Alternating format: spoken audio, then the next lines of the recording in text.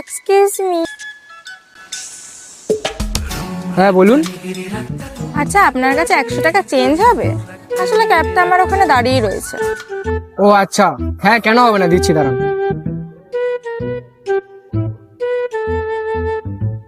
এই অনেক ধন্যবাদ আপনাকে, আপনি খুব ভালো। Thank you.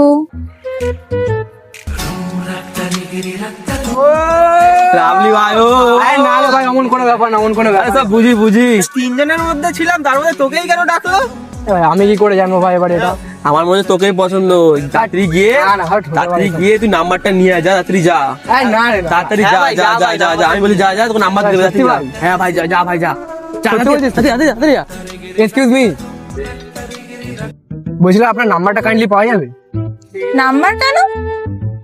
আসলে আমার বন্ধুরা বললো আপনি তো আমার থেকে টাকাটা চাইলেন, তো আমার মনে হলো আপনার আমাকে পছন্দ হয়েছে, তাই আর কি।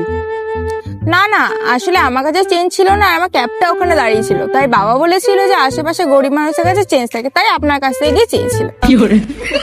অ্যাকচুয়ালি আমি বড় নোট ছাড়া ছোট নোট ক্যারি করি না, আমার খুব প্রবলেম হয়। আই এম সো সরি গো।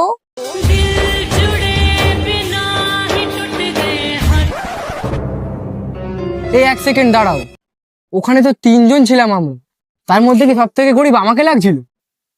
না না, আমার তো খুচরো দরকার ছিল না, আর ওদেরকে দেখে আমার ভিখারি মনে হলো, তাই আপনার কাছ থেকে চাইলাম।